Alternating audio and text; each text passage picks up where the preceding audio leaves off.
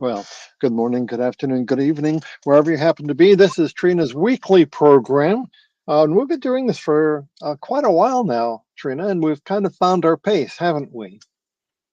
Well, in a sense we have, but we're still looking for it in a way, Scott. Yeah, Still, yeah. we're still not trying to advertise this widely, but see it as probably the best thing I've been able to manage in terms of a memoir or whatever you write, because I'm not writing one. I'm just being extremely activist these days and Well, trying to get things done. And here I am surrounded by, in a way, some of my major images that reflect where I stand with life. And this is the shirt that we just got made. You'll see it right behind me as a yard sign.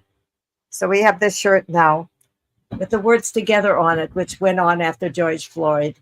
But the hands themselves, like are behind me, were done in 1963 for the first Civil Rights March in Cincinnati that 30,000 people showed up for. And that was cut with a razor blade off of white paper and pasted on black cardboard. And it looked so good in this march. It's it's stuck out. So that's why I made the yard signs for people to use in marches as well. And next to it, we have my Mary Magdalene single bronze that I have, welded bronze that I made, of her reaching up to God, and this image that I've used a whole lot in my life, this surrender image of openness to God. And then, of course, I have the butterfly, that beautiful monarch reality that's 90% down now in its flight down to Mexico every year. And they haven't come up here yet. We don't expect them till like the beginning of July or so. And they're up here for a very short time and have several uh, things that several seasons, several groups. The ones up here before the ones that go down to Mexico are short-lived relatively. They 4 days in the egg, and about 2 weeks eating, and then about 13 days in the chrysalis that they make, and then they get out, and then the next day they mate again. So this is a couple of months of that kind of fertility. And then the last group of them is called the, what's it called? I can't think of the name. It's a special name because they live 6 months, enough time to fly down to Mexico, overwinter there, and then fly back. It's called Methuselah generation. Methuselah generation. And I'm talking about some positive things before I go into some of the risking a couple of the serious negatives. We're getting ready for a June exhibit right here in Montclair at our library. And we're going to have images like this of the art from Hope for the Flowers. If any of you are nearby, it's going to be in the library hours of the Montclair Library all the month of June, with two big events on the 15th, Saturday the 15th from 1 to 5, and Saturday the 29th from 1 to 5 at a closing. So I invite you to come to those if you can. And here's my positive stuff this week. In a way, my positive things are all the things that have what they call naturalized to my yard. So they become a weed in a sense, but it's such a beautiful one that I leave it go as long as I can before I pull it. And here's this one that's really so lovely, that big yellow flowers that is part of a wonderful herbal thing that I've never figured out what to do with, but it's now becoming, sort of takes over my yard too. So, and then I have these lovely irises. Maybe you can see it if I have it high enough.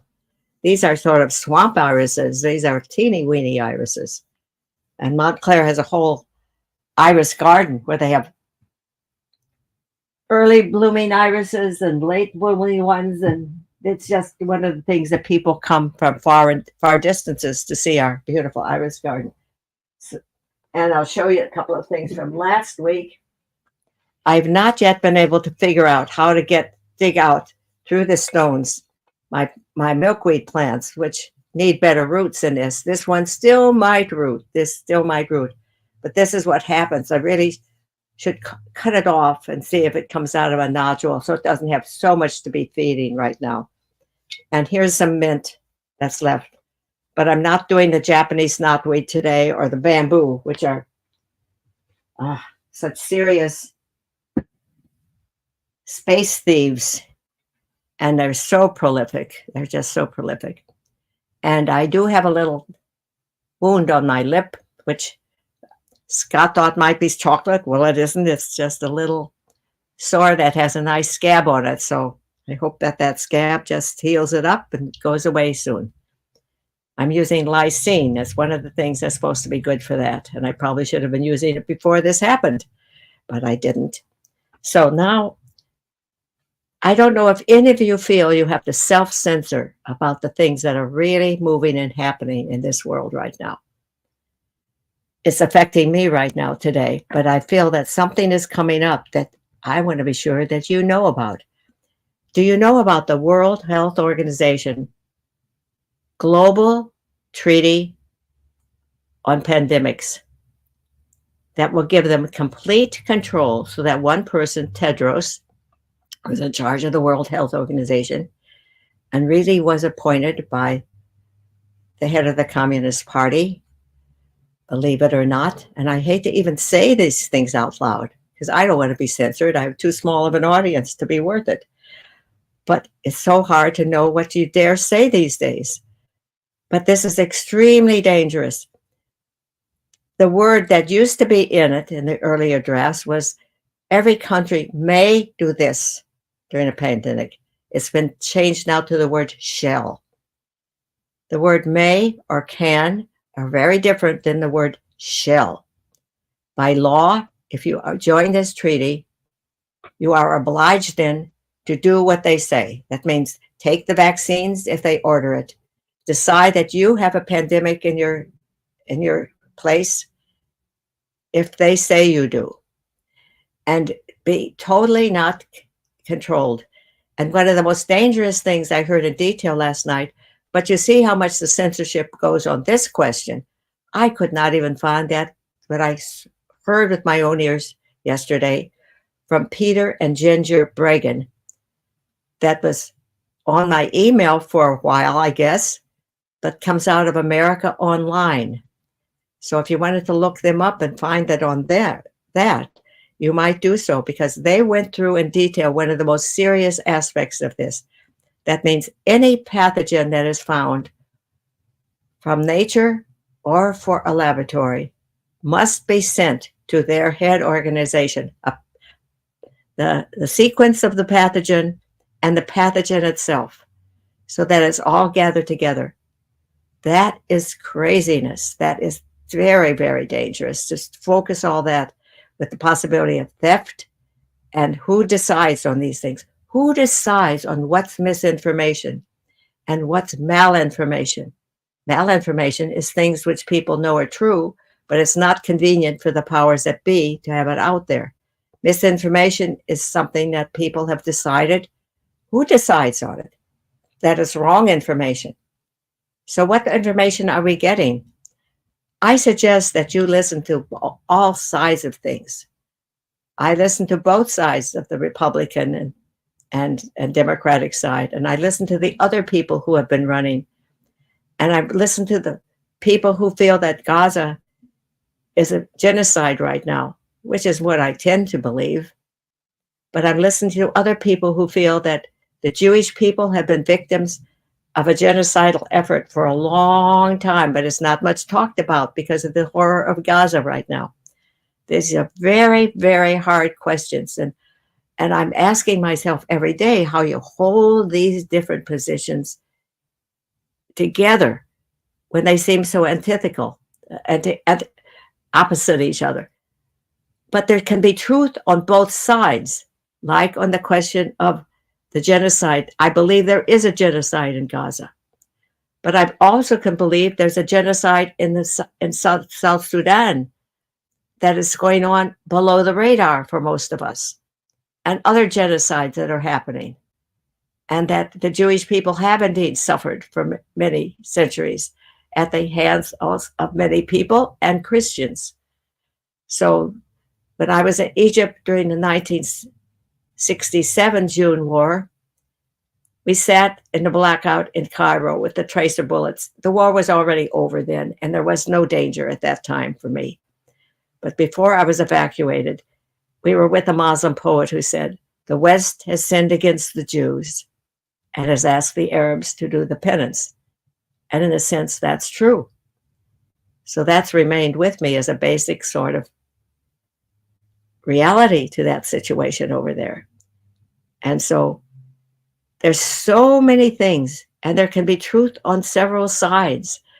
And we have to accept that that can be possible, that things aren't all black or all white, but there's something in between.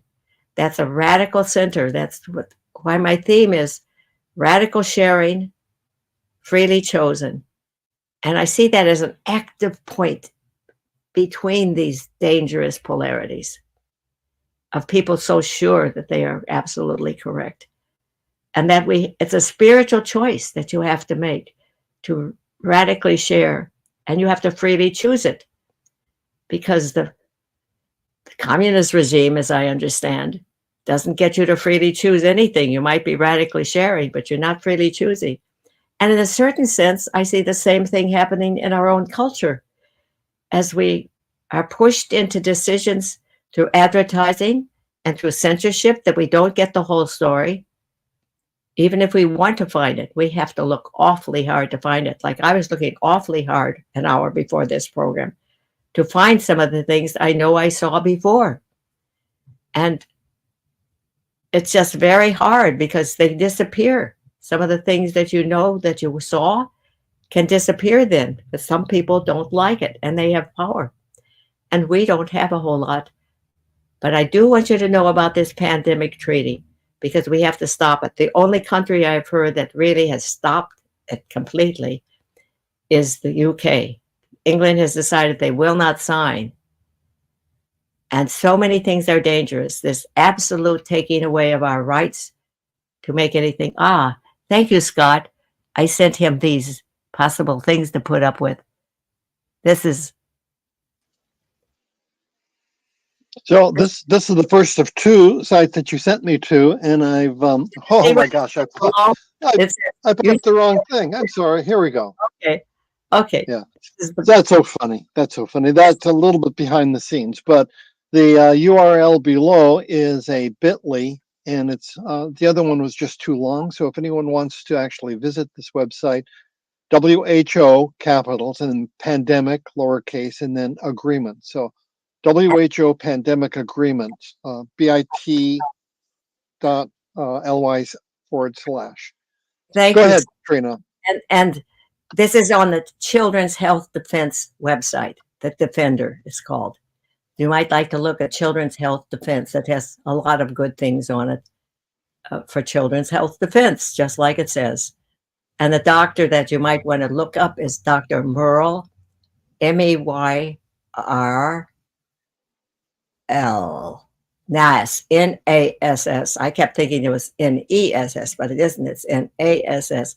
If you just look her up, you're going to see that the first like dozen things say that she's a doctor who lost her license for misinformation in Maine. So that's where things are at. Some of the best people I know have lost their licenses during this COVID scam that was going on, where things were so badly handled. That's coming to understanding. So is this another one now? Yes, this is another one that could be helpful. And I could not find again Dr. Ginger and Peter Bregan. It's Dr. Bregan and his wife Ginger. That's on America Out Loud. These are all places that you're going to hear things that you won't hear in the major news if you want to go there. So, and there's the one I saw last night that talked about how serious this gathering of all the pathogens in the world together, whether they come from a lab or whether they come from nature. What a bunch of things, with the dangers of leaks and warfare. And by the way, this whole bioengineering thing called gain of function came out of DARPA, which is our Defense Department, monetary, and used by the Chinese too. So it was not a natural occurrence in Wuhan.